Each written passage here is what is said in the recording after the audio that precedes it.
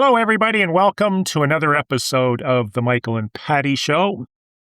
Hello, Patty. Hello, Michael. How are you today? How could I be any better? It's an awesome day in PEI. Still, everything is snow-covered and frozen. Looking out at the Canadian Coast Guard boat that apparently is having transmission issues backing into the cruise ship port.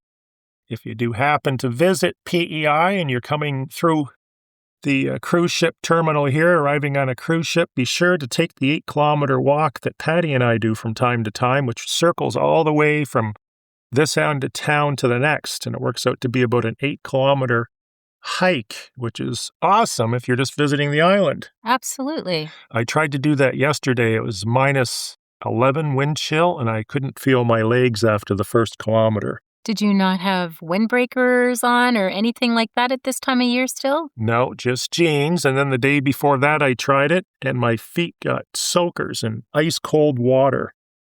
So I'll be happy when summer and spring is here.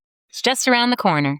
Getting on with the show. Special shout out to Christian. Christian's a real estate agent with Patty's office, and he has discovered that the Michael and Patty Show is an awesome tool to gain much-needed knowledge and experience. So he's been listening to all the episodes. This is episode 126. And what he recommended is, because he's listening to these in a binge-like fashion from episode to episode, there's nothing really other than our just quick little intro that separates one episode from the next. So he recommended having a podcast jingle. So today I'm going to introduce you to that jingle, and it's going to be sung by Patty. Go ahead. I don't think so. But I do think it's a great idea. Let's hear the jingle. I don't have a jingle. You're not putting me on the spot. Can you have it ready for next week? I'm not singing a jingle. So Patty will sing the jingle next week. Let's get on with real estate here. But I do think it's a great idea. So thank you, Christian Lewis. We will strongly take your recommendation into consideration. I didn't give his last name because I wanted to have him have a certain level of ambiguity. You just gave it away now. That's okay. January and February is super active despite what I've been hearing from all the whiny agents. I don't think I've ever heard so much complaining in the first 2 months of any year about how tough the business is and how slow it is, and they've got nothing to do, and they're asking their buddies for leads. Things are happening, and they're happening because the winter has pretty well been non-existent. I always tell people, or if you're in the car or the real estate industry, if we have a mild winter, meaning you don't have 10 feet of snow and you can actually see the houses and cottages, which I'm not being sarcastic about or kidding. I've actually had cottages, and I'm sure you have, where you couldn't find them because the snow was over the roof. Remember that, the 100-year storms? Yeah, that was one. Well, we had 2 winters that were bad. 2 winters in a row, we had enough snow that would cover a single-layer cottage. But I think things are happening. I don't know about you. I feel the market is quite active. I know there are many that are already planning their trips to the island, trying to get ahead of the spring buyer rush that will end up happening. Although the only hesitation I find that these buyers who are booking their trips now is, which is completely typical and happens every single year, they find a property they really like and then they think, well, maybe I should wait because something better might appear.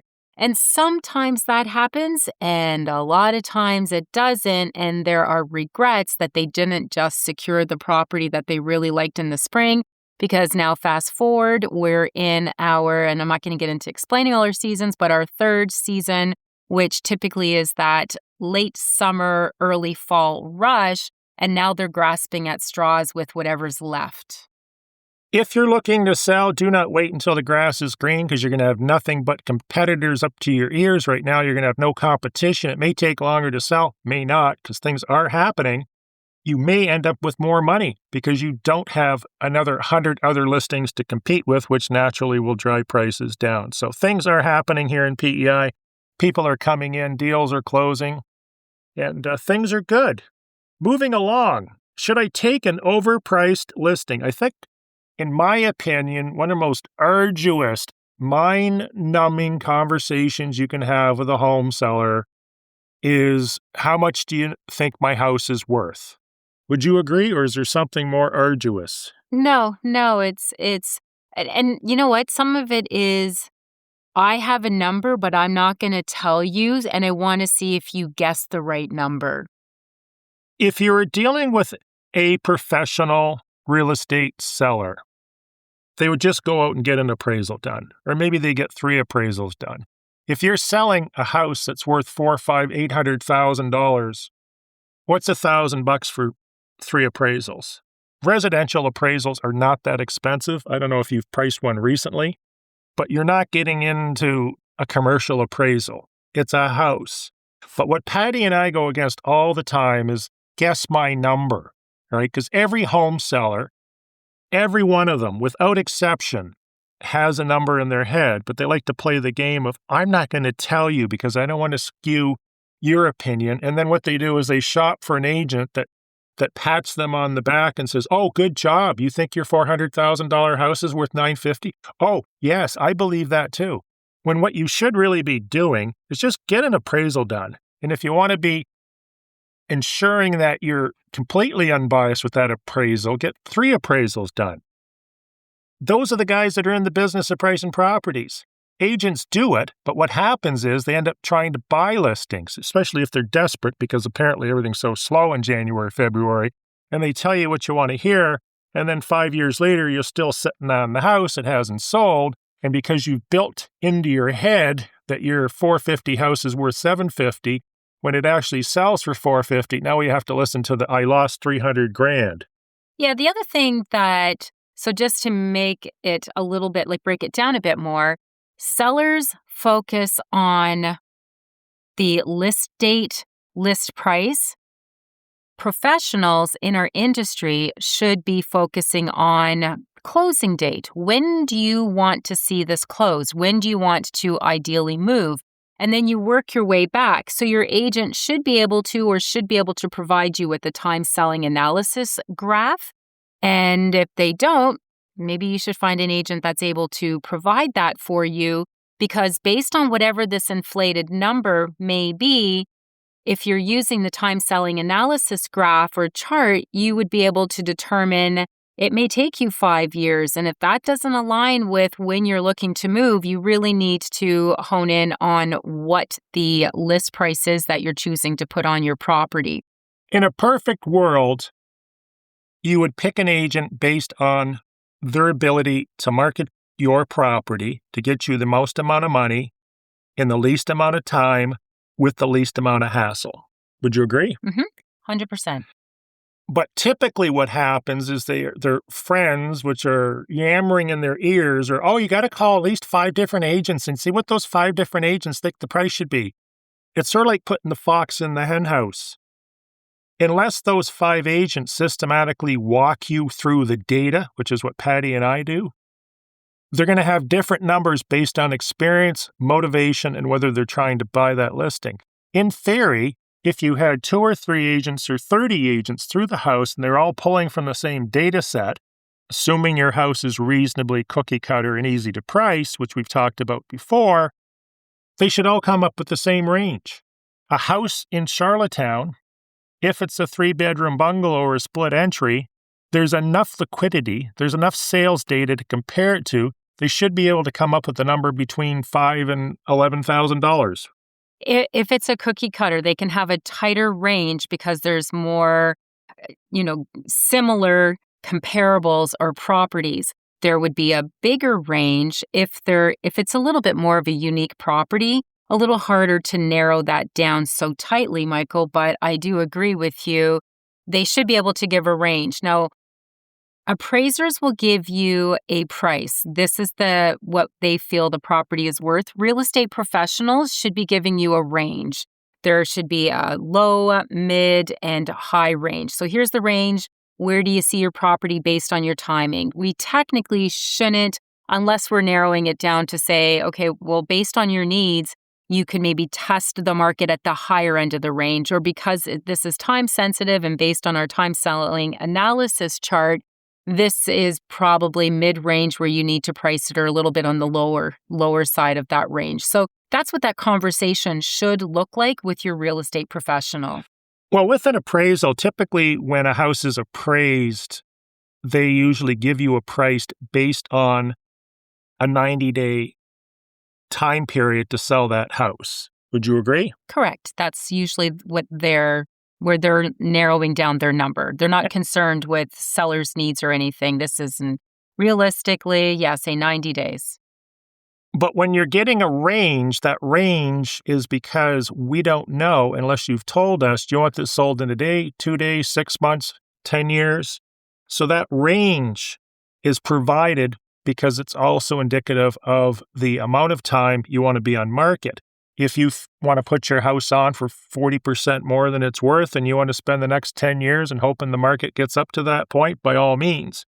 But the 10-year price is not the same as the 90-day price. The 90 days usually comes up because when a bank gets an appraisal, they want it gone in 90 days. They don't want to be sitting on it for 10 years because it's costing them money to hold that house and maintain it, insure it. Yes, and that's why you see when there are foreclosures or they hand in the keys, when the bank orders an appraiser out to do an appraisal on the property, they want to obviously ensure that the property sells in a reasonable time period. And it says right on the appraisal, it says this price is based on the fact that it will be sold within 90 days. And that's kind of interesting because you don't see the banks calling real estate agents to put prices on anything, do you? No, they don't. Because they don't have the certified qualification that an appraiser has, which I have great respect for. I mean, they have to do 1,000 appraisals before they get their certification. Correct. They just don't show up at real estate school and 2 weeks later they're out pricing houses. Yeah, and that's a really good point for our listeners to understand and know as well. So when you do see a property that is listed as a result of a foreclosure, that wasn't a real estate agent or professional that put that price on. The bank does their due diligence and they realize this is the right process or the way to do this. They get an appraisal done. And then they end up, after the appraisal is done, they're confident in what information and data was provided to them. Then it gets allocated and sent over to a real estate professional to list. And the appraisal will show you typically 3 properties they're comparing it to, and they'll list the bedrooms, the bathrooms, the square footage, the lot size, and they'll make adjustments whether there's a garage or not. And let's just say, for instance, our property doesn't have a garage and the 3 comparables do, they'll do an adjustment of whatever, 10 or 20 grand, whatever value they put on that addition of the garage based on market value. So you see the stats. Just like when you're dealing with a real estate agent, an experienced real estate agent will show you the math behind the numbers, the range. They'll also show you the absorption rates, days on market, all that sort of stuff. If you have an agent that shows up, and you had this happen recently, they just walked in and they said, well, we think we can get you this X for this. That's when you escort them out the front door or the side door, the exit. Yes, I know. It is also... Because these numbers aren't making sense most of the time. Sometimes, though, these particular sellers, and again, this is all about education and we're very honest. So a recent listing appointment that I went out on, I did my listing presentation. I have a 6-step process that I go through with every single client. Mine's 9 steps. Of course. 6-step process that I go through.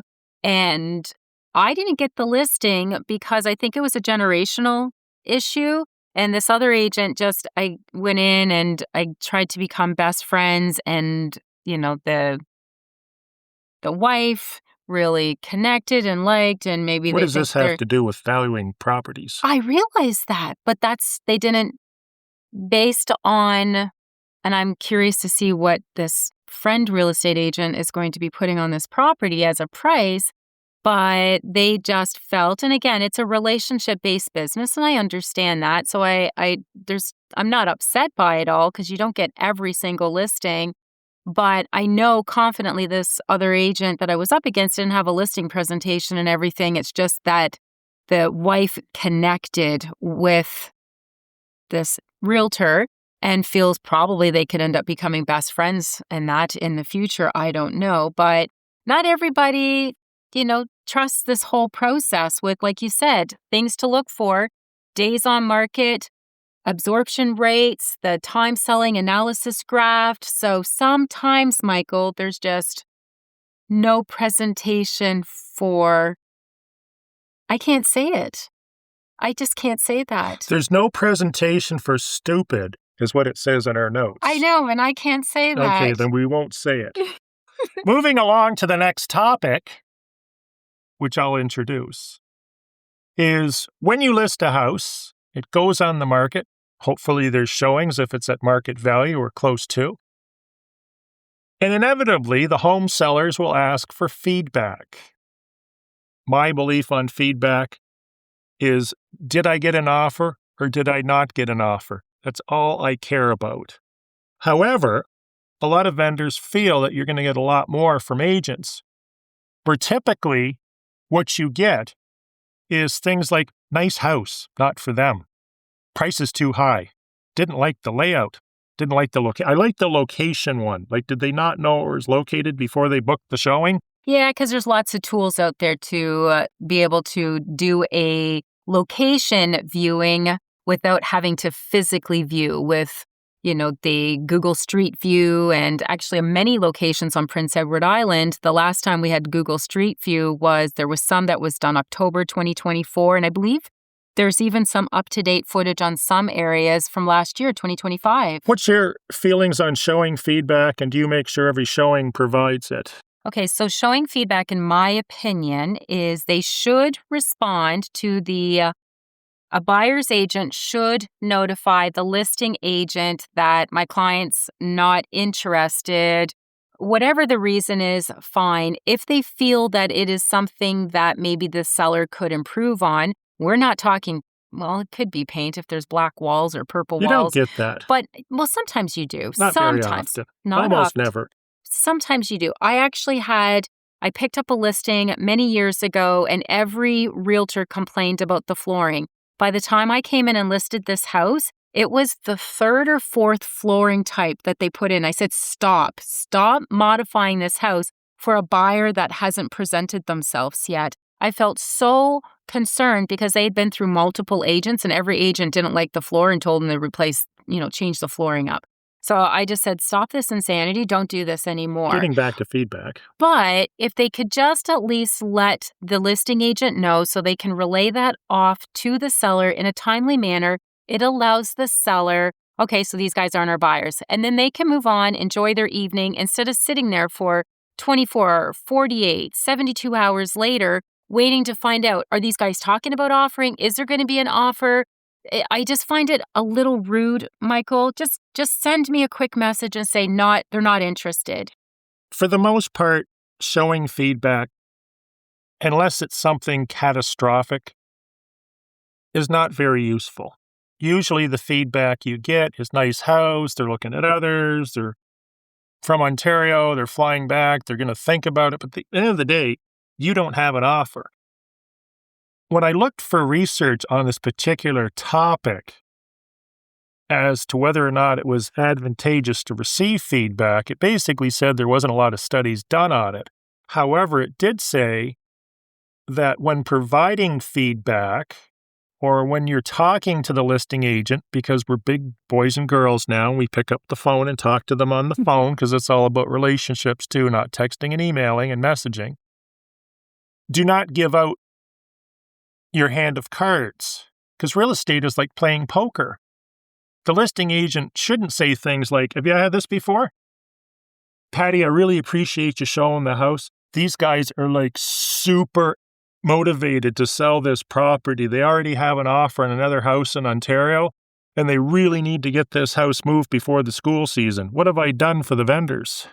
You've given away all leverage. It's giving away basically the seller's position on what their motivation, basically. And you don't want to give away the seller's motivation because if there's a high motivation there, and vice versa, this is also for the buyers. If there's a high motivation, the other party is going to use it against them to try to get the price up or down.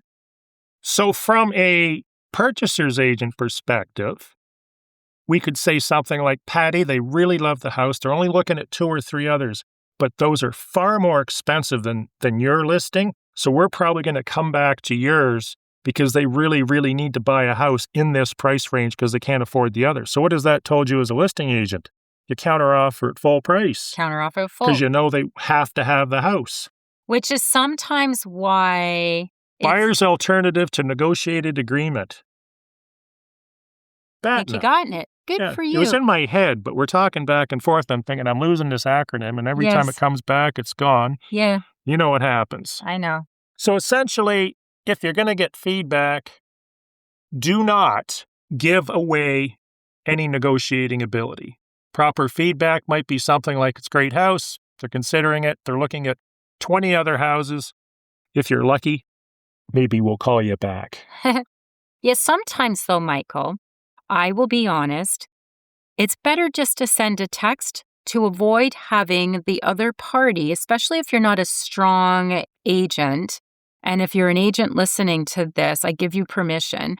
Not that you need it from me, but I understand that you get a really strong agent on the other side who drills and, questions at you, and it puts you in a position where you end up saying too much. So sometimes it's best to just send off a text. You keep it, you stay in control of the situation, and you don't over talk or over speak and say something that you will regret What are they later. going to ask you that's so difficult? Well, if someone called you an agent and they're a new agent and, you start drilling questions at them. That's not what I asked. I asked, what questions? Okay. So are your clients local? No.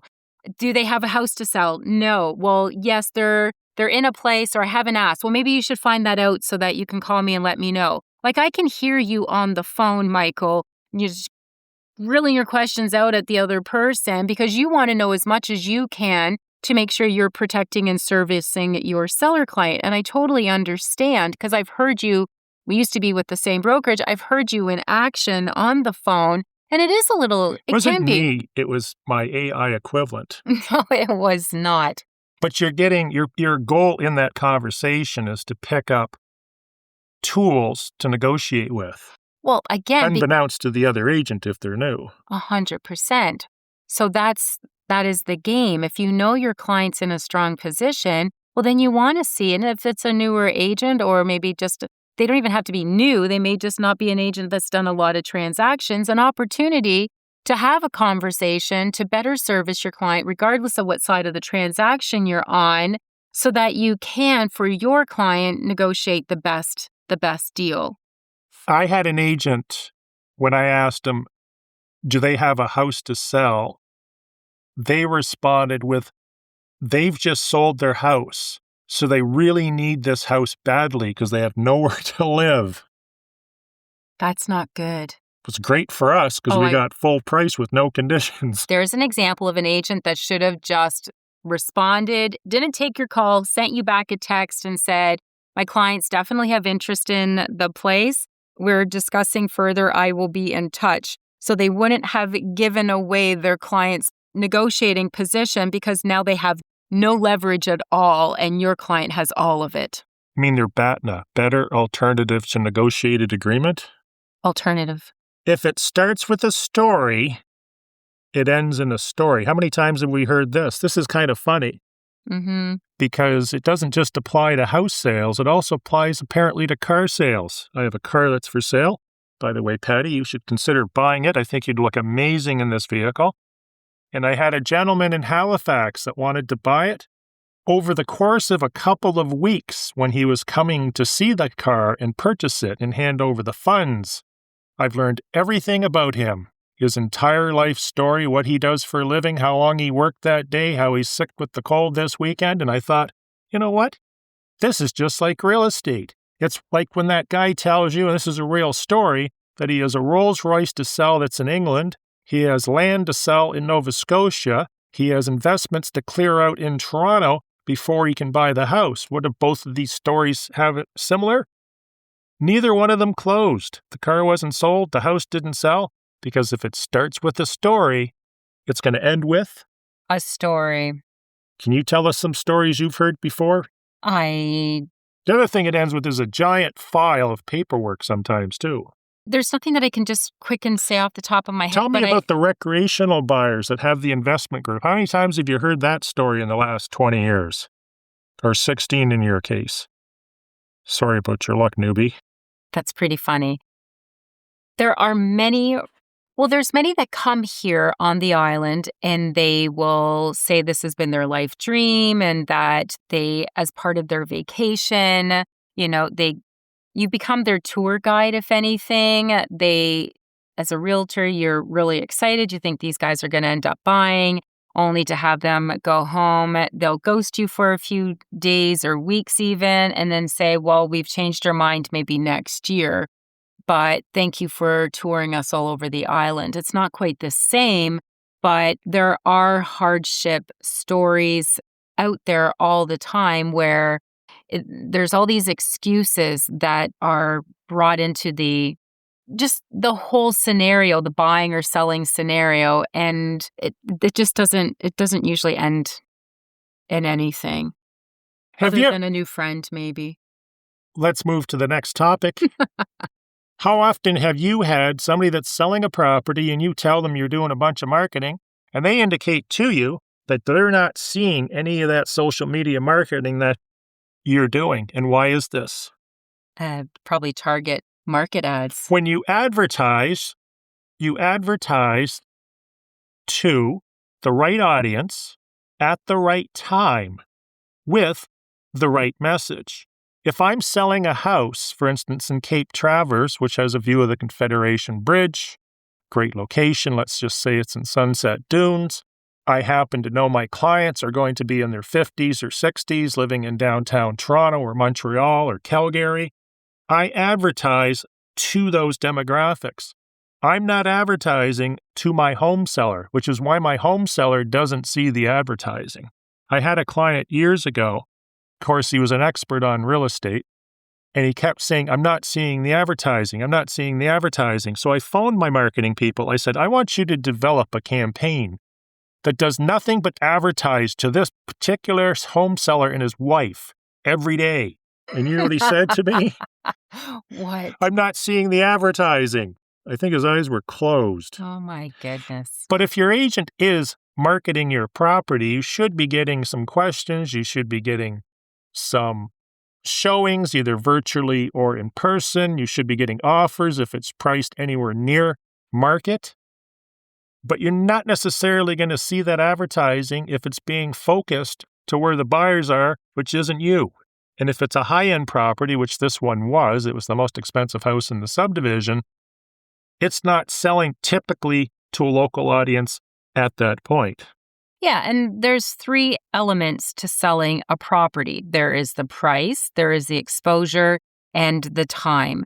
And if all 3 of those are in alignment and the property is being presented to the right audience, it is listed at the right price, and you have, again, based on the price, this is the timing that we would like to have the property sold within, you will sell. Anything will sell. So you just always remember price, exposure, and time.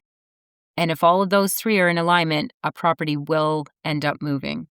With commercial properties, you're typically buying either the asset, let's just say, for instance, this is a hotel, or you're buying a corporation. So the corporation would have that hotel as an asset. We'll just keep it like that, simple. It doesn't own 10 other hotels or cars or vehicles or anything else. It owns the hotel.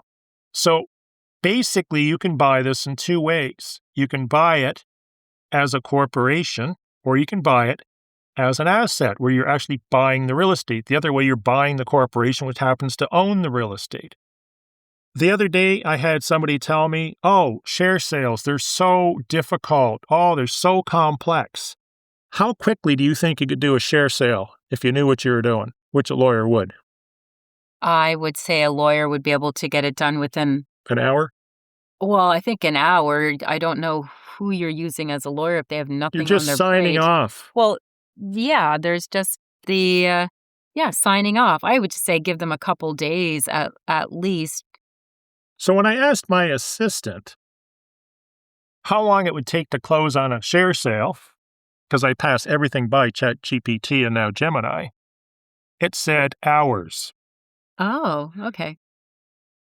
So don't think a share sale is that complicated. What can take time is all your due diligence to see if there's any liabilities or there's any problems or if there's any debt and 1,000 other things.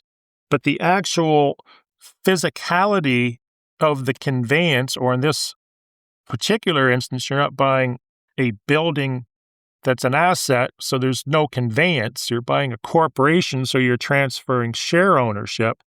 Shouldn't take that long, providing everything's in place and there's no liens against the property or any other problems that the purchaser's lawyer finds. Yes, and that's the longest part of it, which is no different than any buying a house Buying a or piece any of- other building. You do your due Absolutely. diligence, and that's what takes the time. That's why a pre-inspected house is a great way to go, because most of the due diligence is already done. Correct, especially if you're looking for a quick timeline. All that has already that time period has already been taken care of, so you could hopefully move the process a lot quicker along. So what are we talking about next? I'm glad you asked. We're going to talk about snow days and PEI and how world comes to an end because of them. Anytime there's a snow day or even a talk of a storm, you can expect PEI to close its doors for business, and I'll get 15 emails from government agencies typically that say they're all closed for today or they're coming in late. Well, this actually affected real estate in a big way this time because we had an IRAC condition on one of our offers, and the purchasers, the snow day, canceled one meeting, and the second one was delayed. So it's about over a month later, we had to wait to get IRAC approval in this case, because IRAC obviously has never heard of Zoom or Google Meets or just picking up the phone or meeting the next day, which is ridiculous. But the problem here is we had a house that was contingent on selling a house that was contingent on selling a house that was contingent on buying this house. So it was affecting 4 other deals because someone decided to make the timeline so tight that it was basically down to a day of getting the IRAC approval before these other 3 houses could remove their conditions. So my advice is, if you are waiting for IRAC approval, do not expect them to meet on the day specified on the IRAC site. That's irac.pe.ca, because if it gets delayed for whatever the reason may be, or maybe they have some questions or there's some complications, you're going to need some extra time. Yeah, so I'm just going to extra time is needed, or you should be mindful of that, especially if you're buying during the off season. During the summer and the fall, you're probably okay, unless there's going to be some sort of hurricane, or tropical storm, which it's not In usually, the winter? No, I said I'm in the summer and the fall season. Listen along here, Michael. I zoned out. I'm Yes, looking you at the must have. cruise ship terminal here, and where did the Canadian Coast Guard boat I go? have no idea, but you're just... Oh, there it is. You're like, you just had a squirrel moment. It's over near the bridge. Okay, so I'm going to go back.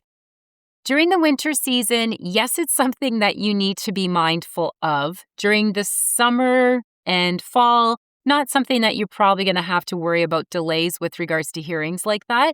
But I will defend the province because you're making it sound problematic. I am a mother. I have raised for the last 16 years 4 kids on Prince Edward Island. And the one thing that I do love about PEI is they're not out for any kind of hero award by saying there was a snow day and I still made it into work. There just seems to be an element of common sense here. If the roads are going to be bad, stay home. Let's have everyone stay safe. Let's not put our children out there on school buses so that vehicles are sliding into them. So I do feel there's an element of common sense here, and I do like that. Yes, it's an inconvenience, Michael. I understand your business-minded brain. However, for those who have children, yes, and I do know sometimes, okay, now you're stuck indoors with kids, and what are you going to do for the day to keep them entertained? And it's nice to have them go to school, but I'd rather everyone safe. So I do compliment the island for them being very on top of this and making sure that they're not risking anyone's lives to be out on stormy days and roads. Now, sometimes they call a snow day and it turns out to be a beautiful sunny day. But you know what? That particular day, if it happens to end up changing or getting worse. The whole island's complaining about why didn't they just call this today? We're not all boomer out there calling the weather. So both sides of it, I do compliment the island on, again, I just find it common sense, Michael. But I understand the IRAC, but just be aware So of it. who's Boomer? Boomer's a weather guy. I knew that. Yes. From CBC. Is he still around? I think he's still around. I think he retired, but I think he still does make appearances. But yes, he's just first person I think of. Maybe he's a single guy that does weather that lives next door to CBC. And anytime there's a snow day, he walks into the office and fills in, which is what that provincial employee should do if they live close by.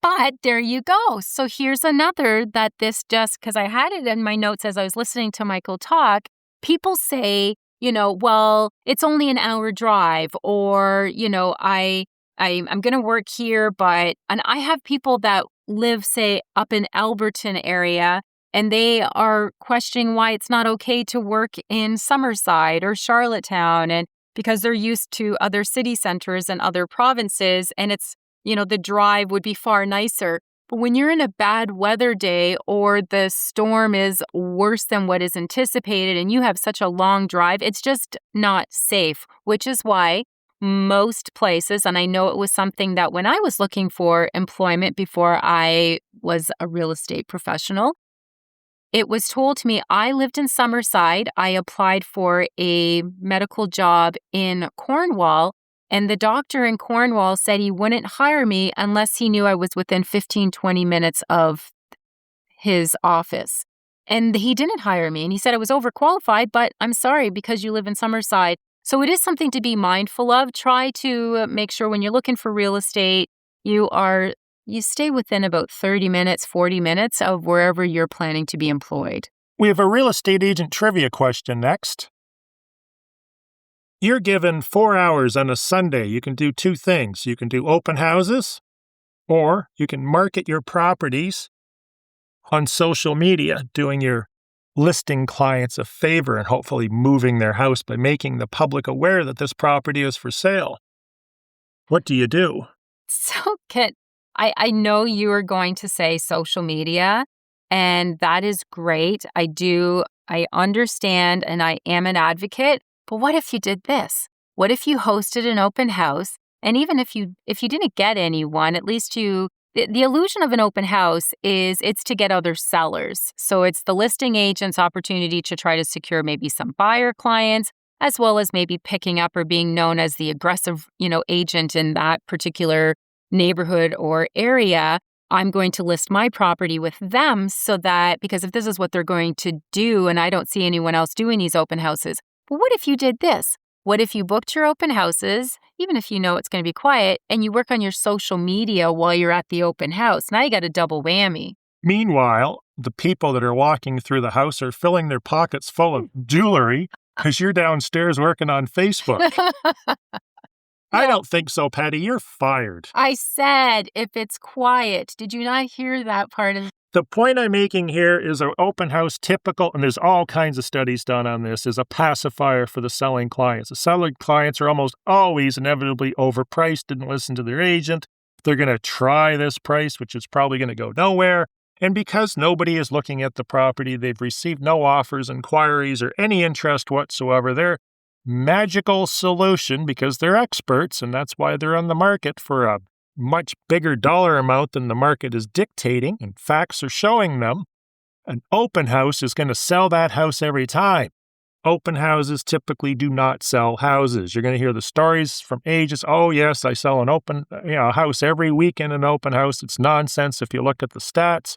What I'm saying is rather than your agent wasting time doing an open house, which is just going to act for them as an advertising tool that's essentially free, less the time they have to invest in the signage and putting the signage out and collecting the signage, gives them an opportunity to meet potential buyers, potential sellers, look like the agent of that neighborhood. It's great for them, but when it comes down to selling the house, I'd much rather spend some money on advertising to the right person, the right time, and the right demographic to put that house in front of them that they're not aware of which will cause them to inquire and possibly view it.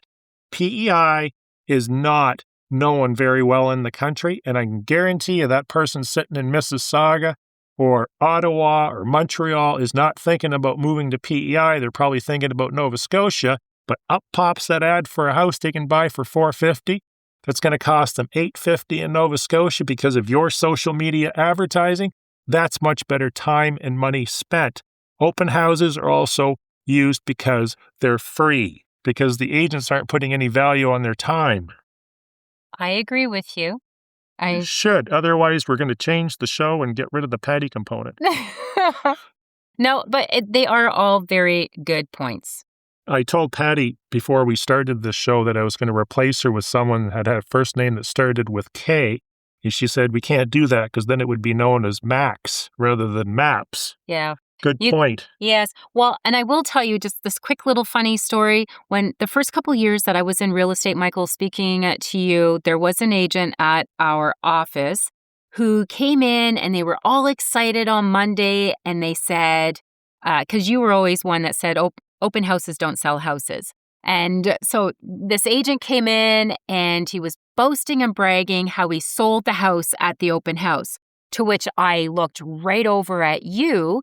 And you just leaned over and quietly said to me, every once in a while, a squirrel finds a nut. Blind squirrel. Blind squirrel finds a nut. Every once in a while, a blind squirrel finds a nut. It reminds me, for telling stories before we close this down, new agent gets in business. The first sale he does is a hotel for $1 million plus.